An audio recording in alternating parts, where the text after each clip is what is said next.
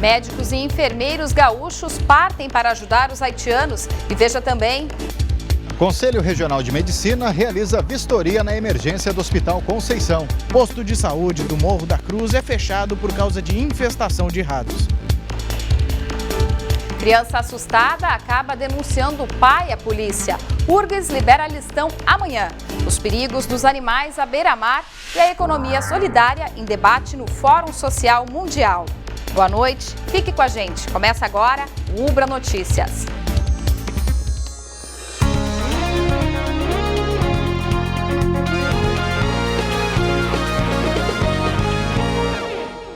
Uma infestação de ratos provocou o fechamento do posto de saúde do Morro da Cruz, em Porto Alegre. A unidade de estratégia da saúde da família Ernesto Araújo atende cerca de 8.000 moradores da região.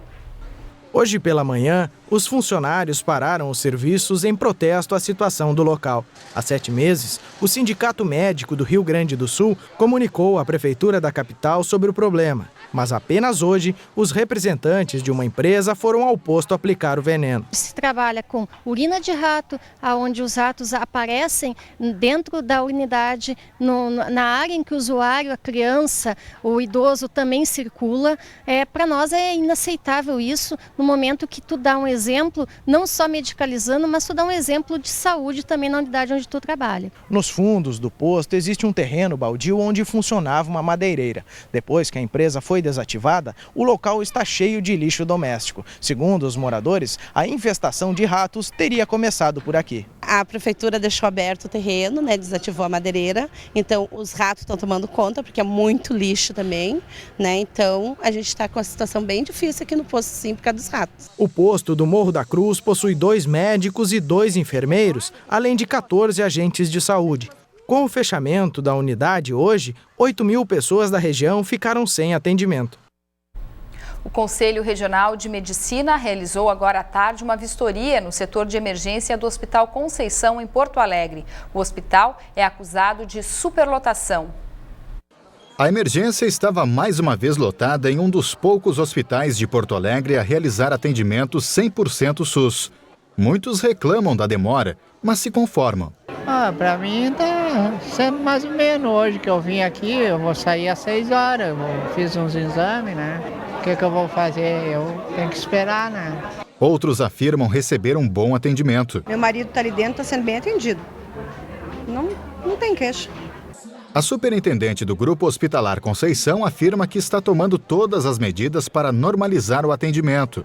Ela ressalta que a fiscalização deveria ser feita também em outras instituições de saúde. Estou com uma carta aqui na minha mão de uma senhora que a mãe dela faleceu aqui com dignidade. Ela tinha convênio na hora da quimioterapia, foi o Conceição que atendeu, porque o convênio mandou ela embora. Isso também tem que ser fiscalizado, porque isso é exercício ilegal. Após o trabalho de vistoria, o presidente do CREMERS constatou que a direção do hospital está conseguindo normalizar o atendimento no setor, mas teme que a situação volte a se agravar. Ainda está em situação muito delicada. Eu constatei que existem lá macas, existem cadeiras e tememos que essas cadeiras possam vir novamente ser ocupadas por pacientes. E 10 profissionais da saúde embarcaram hoje pela manhã para o Haiti. Eles vão ajudar no atendimento aos feridos do terremoto. Os gaúchos do Grupo Hospitalar Conceição vão trabalhar num hospital dentro de um porta-aviões italiano, que vai ficar ancorado próximo a Porto Príncipe. A equipe que saiu do aeroporto Salgado Filho é formada por 6 enfermeiros e médicos especialistas em traumatologia, cardiologia, anestesia e ginecologia. Os profissionais foram escolhidos pela experiência em casos como o do Haiti.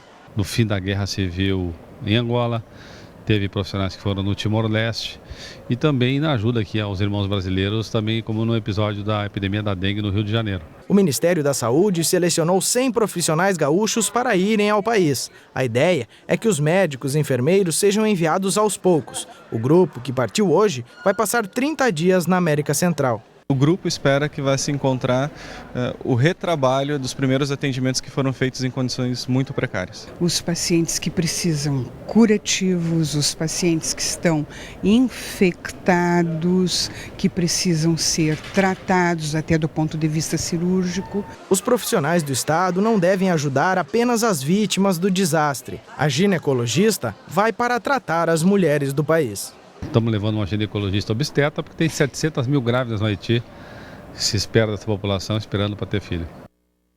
Amanhã o DEMAI interliga redes de abastecimento na Avenida Silvestre Félix Rodrigues, esquina Dante Ângelo Pila e Joel Tabajara, no bairro Sarandi, na zona norte da capital. Por isso, vai faltar água a partir das 2 da tarde nas localidades que aparecem no vídeo. O serviço deve ser normalizado durante a madrugada, mas se chover, ele vai ser cancelado.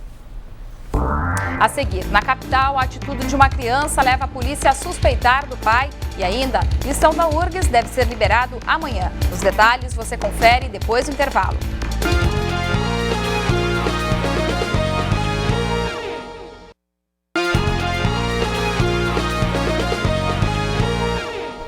Cerca de 50 gaúchos estão ilhados no Peru em função das chuvas fortes que atacaram o país. 21 deles foram resgatados agora há pouco por helicópteros na estação de trem Águas Calientes, a 40 minutos de Machu Picchu. Nós vamos falar agora por telefone com a mãe de uma das estudantes que está lá. Boa noite, dona Cirlei Oliveira. O que a senhora sabe sobre o resgate? Boa noite. A informação que eu tenho é que minha filha ligou hoje e disse que esperaram ontem por 7 horas, né, por um helicóptero e não entendem por que não foram resgatados. Inclusive, eles estavam achando que a preferência era por europeus, né, eles estão dando preferência para alguns turistas e eles não sabem direito quando é que vão sair de lá. E onde é que se encontra a sua filha? Onde é que a sua filha está? A minha filha está em Águas Calientes. Ela não está entre os resgatados, então? Eu não tenho notícia ainda, porque a última informação que nós tivemos é que eles estavam aguardando pelo helicóptero e estavam começando a ficar ansiosos, inclusive, e aflitos, né, sem saber de fato quando sairiam. Qual foi a última vez que a senhora conversou com a sua filha? Assim, o que ela relatou para a senhora? Na verdade, eu falei ontem às 13 horas com ela e o pai dela falou hoje também por volta das 13 horas. Ela já está ficando bem nervosa porque diz que a comida está escasseando, eles estão comprando enlatados, pão e água, mas os restaurantes já não servem mais e os valores estão subindo bastante. Algumas pessoas já estão passando fome, estão pedindo já, né? Então isso deixa eles um pouco aflitos pela expectativa do tempo mesmo, de quanto tempo eles vão poder sair de lá e se vai ter comida para esses dias, né? Dona Cirlei, o que a sua filha foi fazer no Peru? Na verdade, eles programaram um mochilão que iniciou no dia 3 de janeiro. Eles saíram para o Mato Grosso, foram para Bolívia, para Santa Cruz, depois seguiram e foram ao Peru, foram a La Paz, a Copacabana e de lá eles compraram um ingresso, no caso, já tinham programado, né, todo o roteiro para ir para Machu Picchu.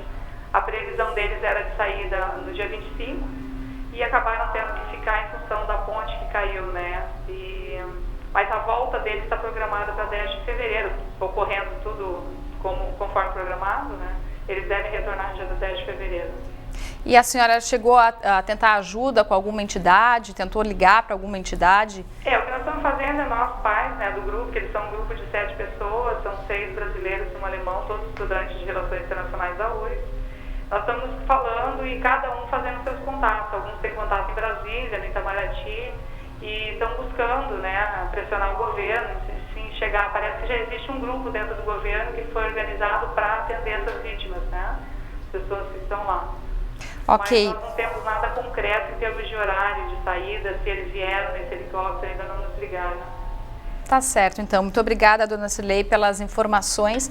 Mais informações que a gente possa ajudar amanhã no Ubra Notícias. A gente vai estar junto procurando mais informações. Tá ótimo. Boa então, noite. Agradeço pela atenção. Boa noite. E na manhã de hoje, o receio de uma criança de 7 anos acabou com a prisão do pai. O homem suspeito de sequestrar um menino detido dentro de um ônibus em Porto Alegre estava armado com um revólver de numeração raspada. A polícia recebeu uma ligação de um passageiro afirmando que havia um homem armado com a criança dentro do coletivo.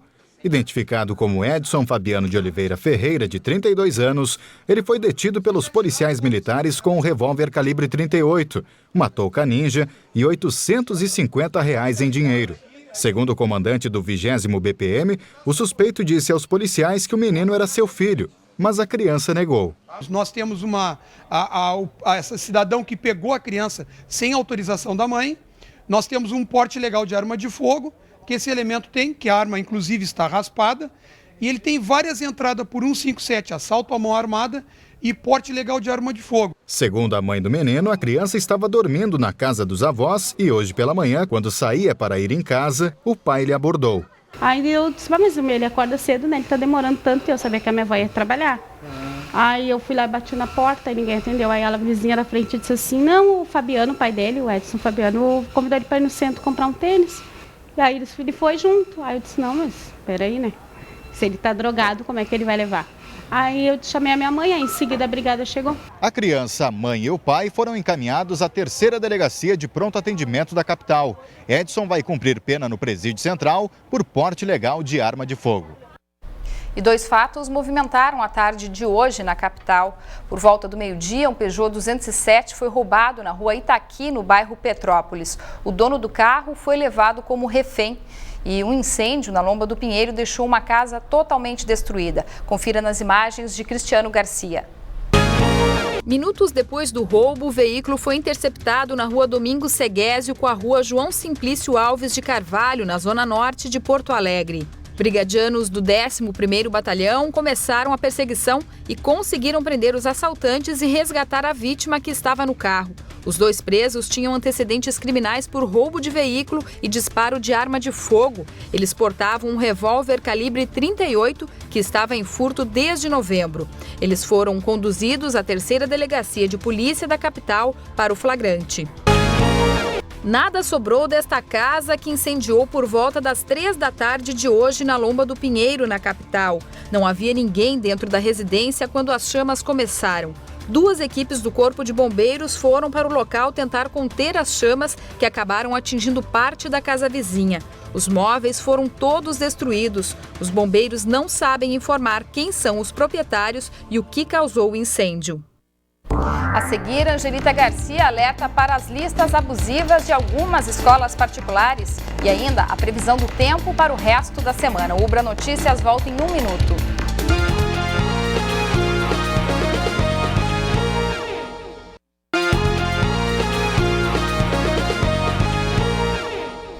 A URGS libera nesta quarta, às 11 da manhã, a lista dos aprovados no vestibular 2010. Os nomes dos 4.961 aprovados vão ser publicados no site da instituição. A URGS antecipou a divulgação da lista porque o Instituto Nacional de Estudos e Pesquisas Educacionais enviou as notas do Enem com antecedência. Ela poderia ser utilizada na seleção da Universidade Federal. As matrículas para os calouros acontecem entre 22 e 23 de fevereiro. Já o listão da Federal de Santa Maria vai ser liberada no próximo sábado. E falando em vestibular e início das aulas, é hora de comprar material escolar para os pequenos e mesmo para os grandinhos. E esse é o assunto do Dicas de Mercados de hoje. Angelita, boa noite. Boa noite, Se as instituições pedirem nas listas de materiais marcas específicas, né, ou sugerirem lojas específicas, os pais podem reclamar? Isso está de acordo? Sim, podem reclamar, está de acordo. Estive conversando hoje com a doutora Luciana Souza, coordenadora da 1ª e 2ª turma lá do PROCON estadual, né? E ela deu dicas muito importantes. Não, as listas de materiais escolares não podem ter marca, não podem indicar qual a loja se deve comprar. Isso é uma preferência do consumidor. Os pais e alunos escolhem onde querem comprar os materiais e quais os materiais querem comprar. A lista se limita, Cris, apenas à necessidade de material pedagógico, que é para ser dado em aula, material didático. Inclusive tem uma peculiaridade, né? Tem lista, principalmente dos pré-escolares, na área de educação infantil, que pedem lá papel higiênico, né? E algumas outras coisas. Álcool, exatamente. Isso também não pode ser pedido, não. Isso está inserido no valor de custo da administração operacional da escola e os pais podem sim se restringir ao direito de não precisar comprar esses materiais. É claro lá que a diretoria da escola, os pais, né, devem conversar e devem entrar num acordo, num consenso, antes de chegar nas portas do PROCON, que está sempre aberto a atender a população. Tem um site onde tem essas regras direitinho, as dicas todas, né? Dicas riquíssimas, tá? O site do PROCON está à disposição, ali o consumidor navega, tem dicas riquíssimas, dá todos os detalhes, fala sobre o uniforme da escola, que quando ele tem marca registrada, ele não pode ser copiado. Tá certo, então. Muito obrigada, Angelita. Boa noite. Obrigada, boa noite. R$1,5 bilhão é o que o Rio Grande do Sul deve arrecadar este mês em ICMS, imposto que também incide no preço de produtos e serviços. O secretário da Fazenda, Ricardo Engler, comemorou o maior índice de arrecadação para um mês na história do estado. Em valores nominais, a arrecadação deve ser de R$193 milhões, a mais do que o mesmo período do ano passado. Entre amanhã e sexta-feira, o estado deve pagar o funcionalismo público.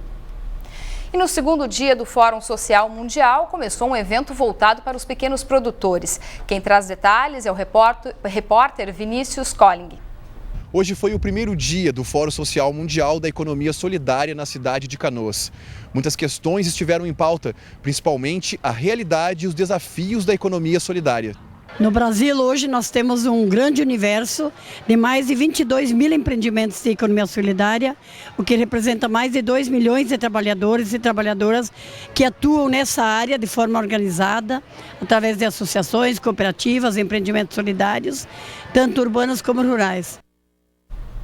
E dentro do fórum começa hoje a mostra Outros Mundos, o cinema contra as injustiças da globalização, com filmes que abordam questões sociais. São 3 sessões diárias, às 13h e 5 da tarde e às 9 da noite no Cine Bancários, com entrada franca.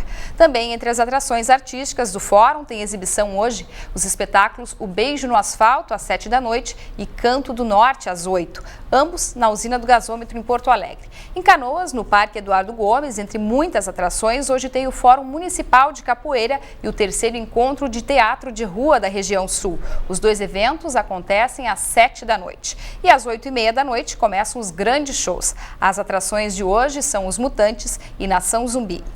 No próximo bloco, a previsão do tempo para os próximos dias e os perigos dos animais à beira-mar. A gente já volta.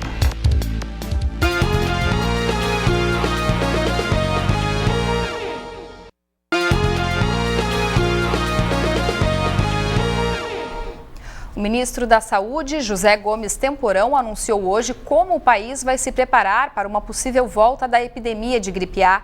A principal estratégia é a vacinação em públicos prioritários em 4 etapas. Entre 8 de março e 7 de maio, vão ser vacinados trabalhadores da área da saúde, indígenas, gestantes, doentes crônicos, crianças com idades entre 6 meses e 2 anos, pessoas com idades entre 20 e 29 anos e idosos nessa ordem. E agora nós vamos falar da previsão do tempo. Boa noite, Eduardo. Boa noite. A previsão de tempo seco para a região metropolitana não se confirmou, que a chuva caiu. Voltaram as chuvas de verão, Cris. Inclusive, agora há pouco, uma forte chuva localizada caiu sobre a região metropolitana de Porto Alegre. O quilômetro 261 da BR-116 está completamente alagado e o trânsito está parcialmente interrompido, de Canoas até a frente do Parque Assis Brasil, em Esteio. A situação mais complicada está no sentido capital-interior, onde as 3 faixas estão com água sobre a pista. Há muito congestionamento nos 2 sentidos, cerca de 10 quilômetros. Alguns bairros de Esteio também estão alagados. O recado da Polícia Rodoviária Federal está alertando para que os motoristas não peguem a rodovia enquanto a situação não estiver normalizada. Agora, como a gente pode ver na imagem do centro de Porto Alegre, o tempo já está bem fechado, nuvens carregadas e faz 28 graus na capital. Vamos conferir agora como fica a previsão do tempo para amanhã. A quarta-feira inicia com muitas nuvens sobre o Rio Grande do Sul. O calor continua e as chuvas de verão atingem o noroeste, norte, serra, litoral norte e sul do estado. Os termômetros atingem os 33 graus em Uruguaiana e 32 em Quaraí. Em Porto Alegre, sol entre nuvens ao longo do dia, sem chuva. A máxima atinge os 33 graus.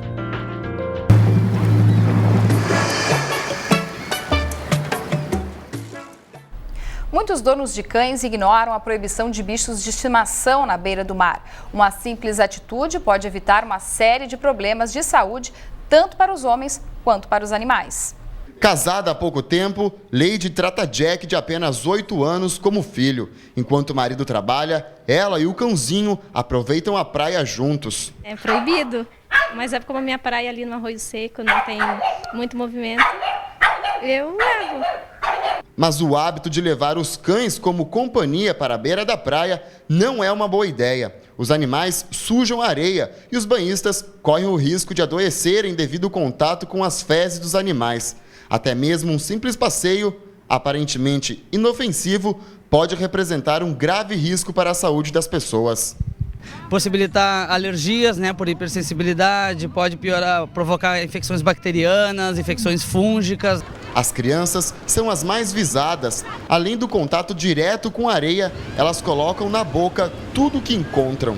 A gente vê bastante isso na pediatria, as crianças vindo, justamente com alergias importantes da areia, com infecções tipo micoses. Por mais bem tratados que sejam, estes animais são hospedeiros naturais de parasitas que podem provocar cerca de 40 tipos de doenças aos homens. Por isso, os veterinários recomendam que os cães fiquem em casa, pois eles também não estão livres de se contaminarem. Bicho de pé, sarna, e dermatites alérgicas, dermatites por contato, animais que pegam infecção.